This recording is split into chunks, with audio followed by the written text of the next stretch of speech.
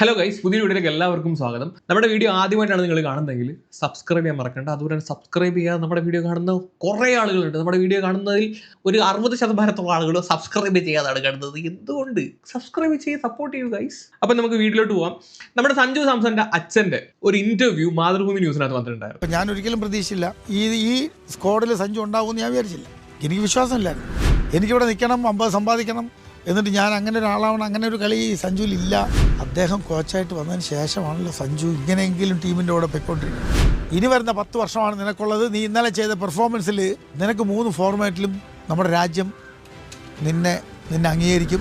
അർഹതയ്ക്കുള്ള അംഗീകാരം അവന് ഇതുവരെ കിട്ടിയിട്ടില്ലല്ലോ. 10 വർഷമായിട്ട് അവൻ ബെഞ്ചിലല്ലേ. വെസ്റ്റ് ഇൻഡീസിനെതിരെ സഞ്ജു ഇന്ത്യയെ ഒറ്റയ്ക്കടിച്ച് ജയിപ്പിച്ചതിന് ശേഷം പുള്ളിക്കാരൻ കൊടുത്ത ഒരു ഇന്റർവ്യൂ ആണ്. മാതൃഭൂമിക്കകത്താണ് ഇത് വന്നേക്കുന്നത്. ഇതിന്റെ കമന്റ് സെക്ഷൻ മെജോറിറ്റി ഓഫ് കമന്റ്സും ഇദ്ദേഹത്തെ കുറ്റപ്പെടുത്തിയിട്ടുള്ളതാണ്. കുറച്ച് കമന്റ്സ് ഞാനൊന്ന് കാണിക്കാം. നിങ്ങളൊന്നും മിണ്ടാതിരിക്കുക, ആ ചെങ്ങായി ഒന്ന് കളിക്കട്ടെ. കാരണം നിങ്ങൾ സഞ്ജുവിന്റെ പിതാവൊക്കെ ആയിരിക്കാം. ചുമ്മാ അടങ്ങിയിരിക്കൂ, അവന് കളിക്കാൻ അറിയാം. പ്ലീസ് ഒന്ന് ഇങ്ങക്ക് വാ തുറക്കാതിരുന്നൂടെ? കുറെ നാൾ മുന്നേ വന്ന് തുറന്നിട്ട് ആ പാവൻ ചെക്കനെ കുഴപ്പമായതാണ്. ഒരു കളിയല്ലേ അവൻ കളിച്ചോളൂ നല്ലോണം. അതിനു മുന്നേ കേറി കൊണ അടിക്കാതെ പറഞ്ഞ് കുളം കോരാതെ ആ ചെറുക്കനെ കളിക്കാൻ വിടൂ ചേട്ടായി. പ്ലീസ് വായൊന്ന് ഓപ്പൺ ചെയ്യല്ലേ, അവൻ കളിച്ചോട്ടെ. ദയവ് ചെയ്തൊന്നും മിണ്ടാതിരിക്കൂ. ദയവ് ചെയ്ത് ഇന്റർവ്യൂ കൊടുക്കരുതേ. മകൻ കളിച്ച് പൊക്കോട്ടെ. മലരെ ചെക്കൻ കളിച്ചോളും. ഇയാള് മീഡിയയോട് സംസാരിക്കാതിരുന്നതാണ് നല്ലത്. മിണ്ടാതിരുന്നൂടെ? ഇയാള് മദ്യപിച്ചാണ് സംസാരിക്കുന്നത്. ഇങ്ങനെ കുറെ കമന്റ്സ് ഇതിന്റെ അടിയിൽ വരുന്നുണ്ട്. ഇദ്ദേഹത്തിന് സപ്പോർട്ട് ചെയ്തിട്ടുള്ള കമന്റ്സും വരുന്നുണ്ട്. പക്ഷെ ഒരുപക്ഷം ആളുകൾ ഈ രീതിയിൽ കമന്റ് ചെയ്യുന്നുണ്ട്. അതിന്റെ one of the main reason എന്താന്ന് വെച്ച് കഴിഞ്ഞാൽ ഇദ്ദേഹത്തിന്റെ ഒരു പഴയ ഇന്റർവ്യൂ ആണ്. സഞ്ജു ഒരു 3 സെഞ്ചുറി അടിച്ചൊരു സമയം ഉണ്ടായിരുന്നല്ലോ. 2 സൗത്ത് ആഫ്രിക്കയ്ക്കെതിരെ, ഒരെണ്ണം അതിന് മുമ്പത്തുള്ള സീരീസിൽ. അങ്ങനെ അടുപ്പിച്ചിട്ട് 5 കളിയിൽ നിന്ന് ഒരു 3 സെഞ്ചുറി അടിച്ചിട്ടുണ്ടായിരുന്നു. അടുപ്പിച്ച് സൗത്ത് ആഫ്രിക്കയ്ക്കെതിരെ 2 സെഞ്ചുറി അടിച്ചതിന് ശേഷം ഇദ്ദേഹം ഇതുപോലൊരു ഇന്റർവ്യൂ കൊടുത്തു. ആ ഇന്റർവ്യൂവിൽ നല്ല രീതിയിൽ രാഹുൽ ദ്രാവിഡിനെയും കോഹ്ലിയെയും രോഹിത് ശർമ്മയൊക്കെ കുറ്റം പറയുന്നുണ്ടായിരുന്നു. അത് നല്ല രീതിയിൽ വൈറലായി, കോൺട്രവേഴ്സിയായി. അതിന്റെ ചെറിയൊരു ഭാഗം ഞാനൊന്ന് കാണിക്കാം. ഇല്ലാതാക്കിയ ഒരു 3-4 പേരുണ്ട്. 3 ക്യാപ്റ്റൻസ്.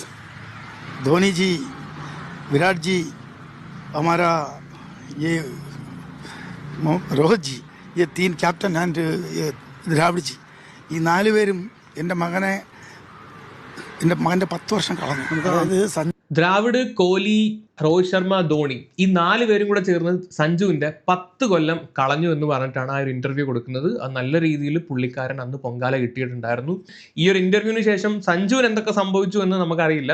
നല്ല രീതിയിലുള്ള പ്രഷർ ഉണ്ടായിട്ടുണ്ടാവും. ഇതന്ന് നല്ല രീതിയിൽ ചർച്ചാ വിഷയമായിട്ടുള്ള ഒരു ഇന്റർവ്യൂ ആയിരുന്നു. 2 സെഞ്ചുറി അടുപ്പിച്ച് സൗത്ത് ആഫ്രിക്കയ്ക്കെതിരെ അടിച്ചു നിൽക്കുന്ന സമയത്താണ് ഈ ഇന്റർവ്യൂ കൊടുക്കുന്നത്.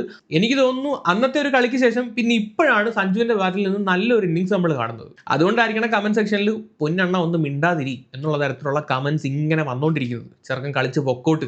എനിക്ക് തോന്നുന്നു ഈ ഇന്റർവ്യൂ ഫുള്ള് കാണാത്ത ആളുകളാണ് ഇദ്ദേഹത്തെ ഒന്ന് കുറ്റപ്പെടുത്തുന്നത്.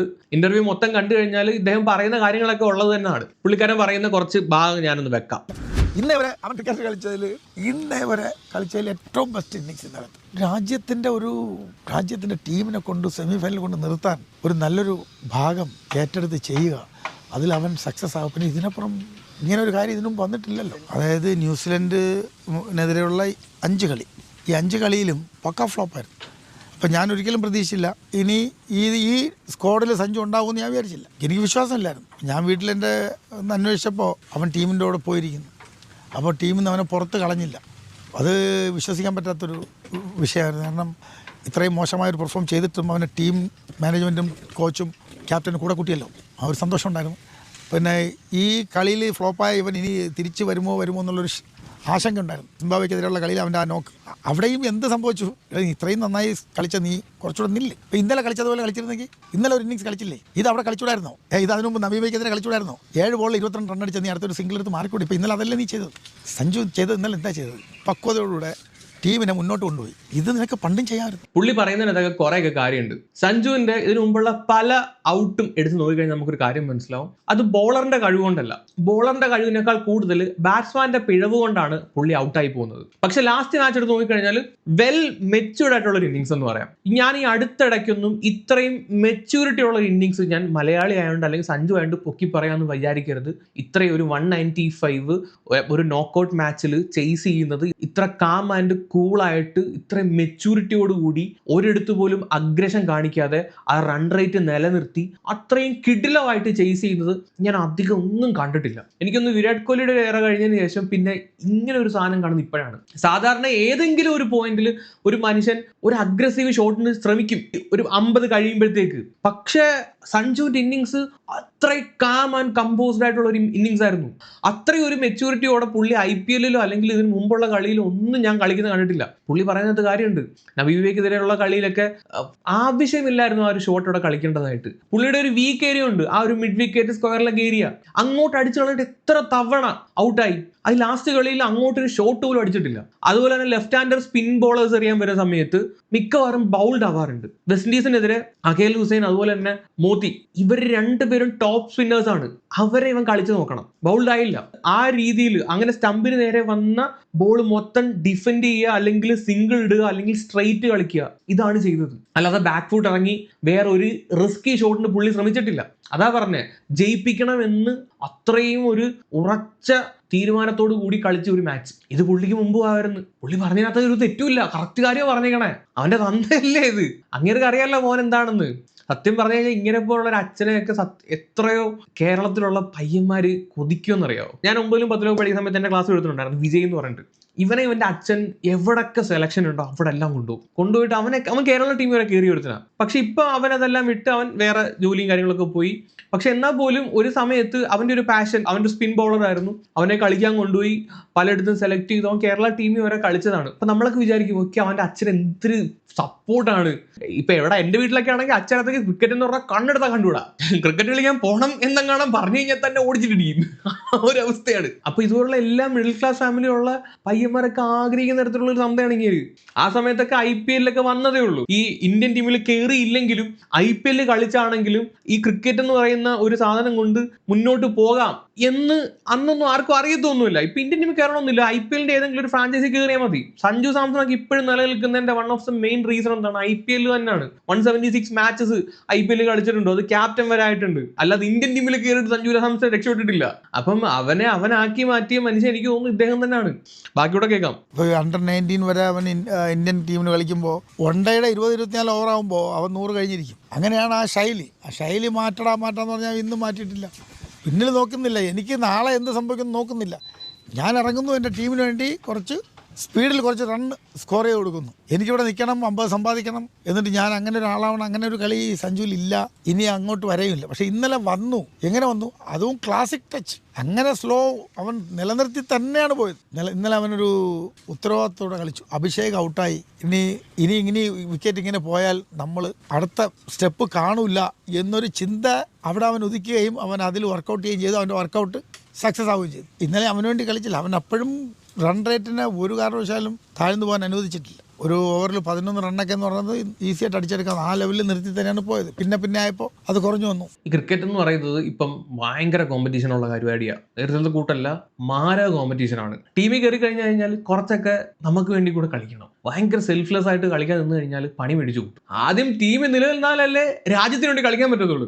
ആ ഒരു ബോധം വേണം. കുറച്ചൊക്കെ നമുക്ക് കൂടി വേണ്ടി കളിക്കണം. ഞാൻ പറയുന്നത് റൺ റേറ്റ് നോക്കാതെ T20 കയറിയിട്ട് പവർ പ്ലേയിൽ തുഴഞ്ഞ് കളിക്കണം എന്നോ, അല്ലാതെ 19ാമത്തെ ഓവറിൽ സിംഗിൾ ഓടിയിട്ട് 50 തേക്കണം അല്ലെങ്കിൽ സെഞ്ചുറി തേക്കണമെന്നോ അങ്ങനെയുള്ള സെൽഫിഷ് കളി കളിക്കണമെന്നല്ല ഞാൻ പറഞ്ഞത്. ഇപ്പൊ ഈ അഭിഷേക് കളിക്കുന്നുണ്ടോ? പുള്ളിക്ക് അത് പണിയാവും. ഇപ്പൊ പണി കിട്ടിക്കൊണ്ടിരിക്കുകയാണ്. ഇപ്പോഴത്തെ ക്രിക്കറ്റിലെ ഏറ്റവും സെൽഫ്ലെസ് ആയിട്ട് കളിക്കുന്ന T20 ബാറ്റർ ആരാണെന്ന് ചോദിച്ചു കഴിഞ്ഞാൽ അഭിഷേകാണ്.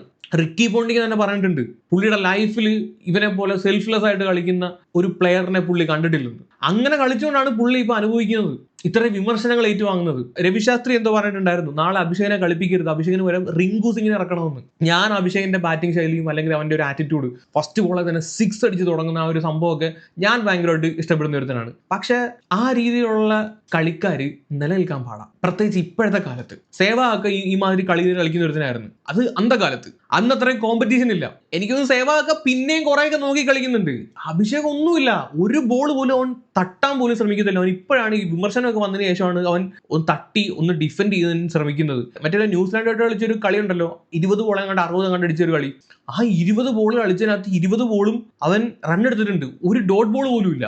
അങ്ങനത്തെ ഒരുത്തനെ അവൻ. അങ്ങനെ കളിക്കുന്നവന്മാര് സത്യം പറഞ്ഞു കഴിഞ്ഞാൽ നിലനിൽക്കൂല. ഈ പെട്ടെന്ന് കയറി വരുന്നവന്മാരുടെ ഒക്കെ ഒരു പ്രശ്നം അതാണ്. നമ്മൾ ഏത് ജോലി അല്ലെങ്കിൽ എന്ത് ആയിക്കോട്ടെ, ഈ പെട്ടെന്ന് ഒരു സക്സസ്ഫുൾ ആയി കഴിഞ്ഞാൽ അത് നിലനിൽക്കാൻ വലിയ പാടാണ്. ഇപ്പൊ നിങ്ങൾ സോഷ്യൽ മീഡിയ എടുത്ത് നോക്കിക്കോ, ഒരു സുപ്രഭാതത്തിൽ ആരെങ്കിലും ഒന്ന് വൈറലാവും, 2 ദിവസം കഴിയുമ്പോഴത്തേക്ക് അതിന്റെ ഊത്ത് തീരും, അല്ലെങ്കിൽ ഒരാഴ്ച കഴിയുമ്പോഴത്തേക്ക് അതിന്റെ ഊത്ത് തീരും. ഗ്രാജുവൽ ആയിട്ട് വളർന്ന് ഒരു സ്ലോ ആൻഡ് സ്റ്റഡി ആയിട്ട് നിലനിന്ന് പോകുന്നവർ മാത്രമേ ഏത് മേഖലയിലാണെങ്കിലും നിലനിൽക്കത്തുള്ളൂ. അജന്ത മെൻഡിസ് ഏറ്റവും വലിയ ഉദാഹരണമാണ്. പുള്ളി വന്നപ്പോൾ തീപ്പൊരിയായിരുന്നു, പെട്ടെന്നാണ് ഡിസപ്പിയർ ആയി പോയത്. അഭിഷേക് ഇനിയെങ്കിലും നോക്കി കളിച്ചില്ലെങ്കിൽ അജന്ത മെൻഡിസിന്റെ ഒക്കെ അവസ്ഥയായി പോകും. ഉടനെ തന്നെ മിക്കവാറും ഇപ്പൊ നമ്പർ 1 പൊസിഷൻ എന്നുള്ളത് വേറെ ആൾക്കാരും ഉണ്ട്, ഉറപ്പാണ്, വേറെ ആൾക്കാരും ഉണ്ട്. മിക്കവാറും പാകിസ്ഥാന്റെ ഫർഹാനൊക്കെ തൂക്കാനുള്ള സാധ്യതയുണ്ട് അത് number 1 position.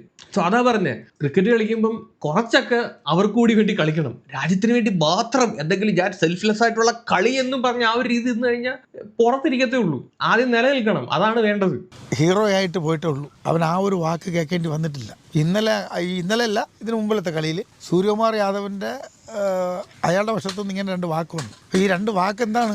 Abhishek Sharma unbeaten opener, Tilak Varma ഒരു 1.5 T20 പ്ലെയർ. രണ്ടുപേരെയും ഇപ്പം സഞ്ജുവിൻ്റെ ആ ഒരു വിഷയത്തിൽ എനിക്ക് ഇതില്ല. ആ 2 കളിക്കാരെയും കുറിച്ച് സൂര്യകുമാർ യാദവ് പറഞ്ഞില്ലേ, അതവരങ്ങനെയാണല്ലോ. തിലക് വർമ്മയും അഭിഷേക് ശർമ്മയും എന്താണ് നമ്മുടെ രാജ്യത്തിൻ്റെ T20 ടീമിൻ്റെ. അപ്പോൾ അവരെ മാറ്റി നിർത്തിയിട്ട് സഞ്ജുവിനെ ചോദിച്ചത് പറഞ്ഞ ശൈലിയിൽ എനിക്ക് വിഷമം തോന്നിയല്ലാതെ ആ 2 കളിക്കാരുടെ പേരെടുത്ത് എനിക്ക് വിഷമം തോന്നിയില്ല. കാരണം അവരാണ് T20യുടെ ഇന്ത്യയുടെ നെടുംതൂണുകൾ. തിലക് വർമ്മ ഇന്നും കുറച്ച് ചെറിയൊരു ഡിസ്റ്റർബൻസ് ഇടയ്ക്ക് ഒന്നാമതിയ കളിയിൽ പറ്റിയതല്ലാതെ അയാൾ match winner. Tilak Varma match winner. അയാളെ ഒഴിപ്പിച്ച് നിർത്തുന്നത് നമ്മുടെ ഇന്ത്യൻ ക്രിക്കറ്റ് ടീമിൻ്റെ T20 അല്ലെങ്കിൽ അഭിഷേക് ശർമ്മയെ, അത് അവിഭാജ്യ ഘടകം. ആ ചോദ്യത്തിന് കൊടുത്ത മറുപടിയുടെ ശൈലി മാത്രമേ എനിക്ക് ഇഷ്ടപ്പെടാറുള്ളൂ. ആ 2 ടീമിൻ്റെ എല്ലാമാണ്. ശരിയാണ്. സൂര്യകുമാർ ആ ഒരു പ്രസ് മീറ്റിൽ പറഞ്ഞ ആ ഒരു രീതിയാണ് ചിരിച്ചുകൊണ്ട് ഒരാളെ അവഹേളിക്കുന്ന പോലെ നമുക്ക് തോന്നി. മേ ബി പുള്ളി അത് ഉദ്ദേശിച്ചിട്ടുണ്ടായിരിക്കത്തില്ല. പക്ഷെ ആ ഒരു രീതി, ഞാൻ തിലകിനെ മാറ്റണോ, ഞാൻ അഭിഷേകിനെ മാറ്റണോ, സഞ്ജുവിനെ കയറ്റാൻ വേണ്ടിയിട്ട് ആ ഒരു രീതി, അത് ഒരാളെ ഇടിച്ചു താഴ്ത്തുന്ന പോലെ കേൾക്കുന്നവർക്ക് ഫീൽ ചെയ്യും. ഒന്നാമത്തെ കാര്യം, സൂര്യകുമാറിന് മീഡിയാസിനെ ഫേസ് ചെയ്യാൻ അറിയത്തില്ല. പുള്ളി ആ ഒരു കാര്യത്തിൽ ഭയങ്കര ഇമ്മച്യൂർഡ് ആയിട്ട് തോന്നി. പലപ്പോഴും രോഹിത്തിനെയും കോഹ്ലിയൊക്കെ അനുകരിക്കാൻ ശ്രമിക്കുന്ന പോലെ തോന്നിയിട്ടുണ്ട്. ബട്ട് നടക്കില്ല. അവര് രോഹിത്തും കോഹ്ലിയും അത് വേറൊരു ലീഗാണ്, അവരെ അനുകരിക്കാൻ പറ്റൂല. മേ ബി രോഹിത്ത് പലപ്പോഴും കളിയായിട്ട് അല്ലെങ്കിൽ കൗണ്ടർ അടിക്കുന്നുണ്ട്, പക്ഷെ പുള്ളി കാര്യങ്ങൾ പറഞ്ഞിട്ടാണ് ഈ പ്രസ് മീറ്റിൽ വന്നിരുന്നിട്ട് കൗണ്ടർ അടിക്കുന്നത്. ഈ സൂര്യകുമാറിന്റെ പ്രസ് മീറ്റ് പോയി കഴിഞ്ഞാൽ മൊത്തം കൗണ്ടർ അല്ലെങ്കിൽ കളിയാക്കല്, ഈ ചോദിക്കുന്നതിനെ ഊളാക്കുന്ന പരിപാടികൾ മാത്രമേ ഉള്ളൂ. പുള്ളി പ്രോപ്പറായിട്ടൊരു മറുപടി കൊടുക്കുന്നില്ല. ഈ സൂപ്പർ 8 സിംബ വന്ന സമയത്ത് ഈ സിക്കന്ദർ റാസ ഒരു പ്രസ് മീറ്റ് കൊടുത്തിട്ടുണ്ടായിരുന്നു. ആ പ്രസ് മീറ്റ് നിങ്ങളൊന്ന് കാണണം. എത്ര മെച്ചൂർഡായിട്ട്, എത്ര ഇൻസ്പിറേഷണൽ ആയിട്ടാണ് ഒരു പുള്ളി സംസാരിക്കുന്നത്. അതൊക്കെ കണ്ട് പഠിക്കണം. കഴിഞ്ഞ T20 വേൾഡ് കപ്പിൽ സെലക്ട് പോലും ആവാത്ത ടീമാണ് സിംബാവെ. ആ സിംബാവെ ഇന്ന് ഇവിടം വരെ എത്തിയെങ്കിൽ സൂപ്പർ 8 ഓസ്ട്രേലിയയും ശ്രീലങ്കയും പഠിച്ച് സൂപ്പർ 8 വരെ വന്നിട്ടുണ്ടെങ്കിൽ അവന്മാർ നെക്സ്റ്റ് വേൾഡ് കപ്പിൽ വേണമെങ്കിൽ സെമി ഫൈനലിൽ വന്നാലും അതിശയപ്പെടാനില്ല. സിക്കന്ദർ റാസയുടെ ആ ഒരു സ്പീച്ചിനകത്തുള്ള ക്വാളിറ്റി അതിനകത്തുണ്ട്. പുള്ളി എന്താണ് ആ ഒരു ക്രിക്കറ്റ് ടീമിന് വേണ്ടിയിട്ട് ചെയ്യുന്നതെന്ന്. ആ ഒരു കാര്യമാണ് ഇന്ത്യൻ ക്യാപ്റ്റൻ എന്നുള്ള രീതിയിൽ സൂര്യകുമാറിന് ഇല്ലാത്തത്. ഭയങ്കര ഇമ്മച്ചുറായിട്ട് സംസാരിക്കുന്ന ഫീൽ ചെയ്യാറുണ്ട് പലപ്പോഴും. അവൻ രാജ്യത്തിൻ്റെ 3 ഫോർമാറ്റിലും കളിക്കേണ്ട എത്രയോ കാലം കടന്നുപോയി. ഞാൻ എൻ്റെ മോന് ഇന്നലെ രാത്രി മെസ്സേജ് അയച്ചു, നിൻ്റെ 10 വർഷം നാശമായി പോയി, നിനക്കിന്ന് 31 വയസ്സ്, ഇനി വരുന്ന 10 വർഷമാണ് നിനക്കുള്ളത്. നീ ഇന്നലെ ചെയ്ത പെർഫോമൻസിൽ നിനക്ക് 3 ഫോർമാറ്റിലും നമ്മുടെ രാജ്യം നിന്നെ അംഗീകരിക്കും, നിനക്ക് അവസരം തരും എന്ന് എൻ്റെ വിശ്വാസം. ഇനി നമ്മുടെ സഞ്ജുവിന്, നമ്മുടെ കേരളത്തിൽ നമ്മുടെ സഞ്ജുവിന് നമ്മുടെ രാജ്യത്തിൻ്റെ ടീമിൽ 3 ഫോർമാറ്റിലും കളിക്കാനുള്ള അവസരം നമ്മുടെ പൊടിയന് ആര് കൊടുക്കും? രാജ്യം കൊടുക്കുമ്പോൾ നമ്മുടെ പൊടിയനെന്നാണ് വിളിക്കുന്നത് സഞ്ജുവിനെ. കഴിഞ്ഞു പോയല്ലേ 10 വർഷം. ആ 10 വർഷം മക്കളെ നീ വരുന്ന 10 വർഷം തിരിച്ചു പിടിച്ചു തരണം. എൻ്റെ മകൻ രാജ്യത്തിൻ്റെ വെള്ളക്കുപ്പായത്തിൽ ടെസ്റ്റ് കളിക്കാൻ എനിക്ക് ആഗ്രഹമില്ലേ? അനാഗ്രഹിക്കുക എല്ലാവരും പോലെ. അത് അവന് കിട്ടുമെന്ന് ഞാൻ പ്രാർത്ഥിക്കുന്നു. അർഹതയ്ക്കുള്ള അംഗീകാരം അവന് ഇതുവരെ കിട്ടിയിട്ടില്ലല്ലോ. 10 വർഷമായിട്ട് അവൻ ബെഞ്ചിലല്ലേ, ടീമിൻ്റെ ബെഞ്ചിലല്ലേ 10 വർഷമായിട്ട്. ഇന്ന് ഈ ഒരു മാനേജ്മെൻറ്റും സംഭവം വന്നുകൊണ്ടല്ലേ അവനിങ്ങനെ നമ്മളവനെ ഇന്നലെ ഒരു കളി അവൻ നമുക്ക് കാണിച്ചു തന്നില്ലേ? അതിന് അവൻ്റെ ഇതെല്ലാം ഉണ്ട്. ഇനി നമുക്ക് അവനെ ഇങ്ങനെ തന്നെ കാണാൻ കഴിയുമെന്ന് ഞാൻ ആഗ്രഹിക്കുന്നു. പുള്ളി പറഞ്ഞ ഒന്നാമത്തെ കാര്യം, ഇനിയുള്ള 10 കൊല്ലം മാക്സിമം ഒരു 5 കൊല്ലം കളിക്കുമായിരിക്കും. 10 കൊല്ലമൊക്കെ പോകുമെന്ന് എനിക്ക് തോന്നുന്നില്ല, പ്രത്യേകിച്ച് ഇന്ത്യൻ ടീമിൽ. അമ്മാതിരി കോമ്പറ്റീഷനാണ്, ബാക്ക് ടു ബാക്ക് ആളുകൾ നിൽക്കുകയാണ്. ഒന്ന് കുനിഞ്ഞു കഴിഞ്ഞാൽ തട്ടിയിട്ട് കയറിപ്പോകാൻ വേണ്ടി ആൾക്കാർ നിൽക്കുകയാണ്. അതുകൊണ്ട് മാക്സിമം ഒരു 5, അങ്ങേറ്റം പോയി 6 കൊല്ലം അതിലും മേളിൽ പോകും തോന്നുന്നില്ല. IPL അവസ്ഥയും ഏതാണ്ട് ഇതുപോലൊക്കെ തന്നെ. എല്ലാവരും 40 വയസ്സ് വരെ കളിക്കാൻ വേണ്ടിയിട്ട് ധോണിയും സച്ചിനും ഒന്നും അല്ലല്ലോ. ധോണിയുടെ കളി വെച്ചിട്ടൊന്നുമല്ല ധോണി ഇപ്പോഴും IPL പ്ലെയർ ആയിട്ട് നിൽക്കുന്നത്. പുള്ളിക്കൊരു ഓറയുണ്ട്, പുള്ളിക്കൊരു ഫാൻ ബേസ് ഉണ്ട്. അതാണ് ഈ CSK എന്ന് പറഞ്ഞ ഫ്രാഞ്ചൈസി സെയിൽ ചെയ്യുന്നത്. പുള്ളി കളിക്കണ്ട, വന്ന് നിന്നാൽ മതി, അവർക്കുള്ളത് അതിനകത്ത് കിട്ടിക്കോളും. അപ്പം ഒരു 5 കൊല്ലം കൂടെ കിട്ടും. പിന്നെ പുള്ളി പറഞ്ഞ രണ്ടാമത്തെ കാര്യം, സഞ്ജുവിന്റെ 10 കൊല്ലം പോയി. അത് വളരെ യാഥാർത്ഥ്യമാണ്. സഞ്ജുവിന്റെ സ്റ്റാറ്റ് നിങ്ങൾ എടുത്ത് നോക്കണം. ഇതാണ് സഞ്ജുവിന്റെ സ്റ്റാറ്റ്. 20ാമത്തെ വയസ്സിൽ ഇന്ത്യൻ ടീമിൽ കയറിയവനാണ്. ഇതുവരെ കളിച്ചത് 16 ODI, 14 ഇന്നിങ്സ്. T20 കളിച്ചത് 60 കളി, 52 ഇന്നിങ്സ്. 10 കൊല്ലം കൊണ്ട് സഞ്ജു ഇന്ത്യക്ക് വേണ്ടി കളിച്ച മാച്ചസ് ODIയും T20യും കൂടെ എടുത്ത് നോക്കുവാണെങ്കിൽ വെറും 76 മാച്ച്. അതിനകത്ത് എത്ര ഇന്നിങ്സ് കളിച്ചു എന്ന് ചോദിച്ചു കഴിഞ്ഞാൽ 66 ഇന്നിങ്സ്. 10 കൊല്ലം കൊണ്ട് ഒരു പ്ലെയർ കളിച്ച കളിയാണ്. ആവറേജ് എടുത്ത് നോക്കുകയാണെങ്കിൽ ഒരു വർഷം 7.6 കളി. 4 ചുക്ക് 10 കൊല്ലം കൊണ്ട് കളിച്ച കളി. തഴഞ്ഞത്, ഇങ്ങനെ തഴഞ്ഞ ഒരു പ്ലെയർ വേറെ ഇല്ല. ഇത്രയും തഴഞ്ഞ ഒരു പ്ലെയർ. അതേസമയം വർഷത്തിൽ 2 മാസം മാത്രം വന്നു വരുന്ന IPL കളിച്ചത് 176 കളിയാണ്. 4 ചുക്ക് IPL കളിച്ചത് 176 കളി. എത്ര മാച്ചസിൽ സെക്കൻഡ് വിക്കറ്റ് കീപ്പറായിട്ട് പകരക്കാരനായിട്ടും ബെഞ്ചിരിക്കേണ്ടി വന്നു. ബെഞ്ചിരുന്ന കളികൾ രണ്ടും എടുക്കുകയാണെങ്കിൽ ചിലപ്പോൾ ഇതിനേക്കാൾ കൂടുതൽ കാണും. ഒന്നാമത് ഇന്ത്യൻ ടീമിലെ പൊളിറ്റിക്സ് എടുത്തു പറയേണ്ട സാധനമാണ്. എനിക്കൊന്ന് കേരളക്കാരെ അവർക്ക് കണ്ണെടുത്താൻ തോന്നുന്നു. ഒരു റീസണും ഇല്ലാതെ അങ്ങോട്ട് തഴഞ്ഞു കളയുന്നത്. ഇപ്പൊ തന്നെ എനിക്ക് തോന്നുന്നു ഗംഭീറിന്റെ ഒക്കെ ഒരു സപ്പോർട്ട് ഉണ്ടായതിന്റെ പേരിലാണ് പുള്ളി സ്റ്റിൽ ഈ ഒരു വേൾഡ് കപ്പ് ടീമിൽ തന്നെ ഇടം പിടിച്ചത്. ഗംഭീർ ഭയങ്കരമായിട്ട് സഞ്ജുവിനെ സപ്പോർട്ട് ചെയ്യുന്ന ഒരു വ്യക്തിയാണ്. പുള്ളിയുടെ പഴയ ട്വീറ്റൊക്കെ എടുത്ത് നോക്കണം, ഒരുപാട് സപ്പോർട്ട് ഗംഭീർ കൊടുത്തിട്ടുണ്ട്. താണ്ടെ, I normally don't like to talk about individuals in cricket, but seeing his skills I glad to note that Sanju Samson is the currently best wicketkeeper batsman in India. For me, he should be batting number 4 in World Cup. ഇത് 2019 പോസ്റ്റാണ്. And വേറൊരു post ഞാൻ കാണിക്കാം. It's weird that only playing 11 Sanju Samson does not find a place is that of India. Rest almost everyone is ready for him with open arms. അടുത്തത്, Sanju Samson is not the best wicketkeeper batsman in India, but the best young batsman in India. Anyone up for debate? ആരെങ്കിലും ഡിബേറ്റിനുണ്ടോ? പുള്ളി നിരന്തരം സഞ്ജുവിനെ support ചെയ്ത് ഇതുപോലെ സംസാരിച്ചിട്ടുള്ള വ്യക്തിയാണ്. ആദ്യമൊക്കെ എനിക്ക് തോന്നുന്നു ഇയാൾ കോച്ചായതിനു ശേഷം സഞ്ജുവിനെ തഴയുന്ന പോലെ ഫീൽ ചെയ്തു. പക്ഷേ പുള്ളി സപ്പോർട്ട് ചെയ്തിട്ടുണ്ട്. ഇപ്പോഴും സഞ്ജു നിലനിൽക്കുന്നുണ്ടെങ്കിൽ, ഈ ടീമിൽ നിലനിൽക്കുന്നുണ്ടെങ്കിൽ, അല്ലെങ്കിൽ ഈ വേൾഡ് കപ്പ് ടീമിൽ മുഖം കാണിക്കാൻ പറ്റിയിട്ടുണ്ടെങ്കിൽ അത് പുള്ളിയുടെ ഒരു സപ്പോർട്ട് അതിനകത്ത് ഉണ്ടെന്നാണ് ഞാൻ വിശ്വസിക്കുന്നത്. ഗംഭീർ കയറിയതിന് ശേഷം പുള്ളി കൂടി ചെയ്ത ഒരു നല്ല കാര്യം ഇത് മാത്രമാണെന്നാണ് എനിക്ക് തോന്നുന്നത്.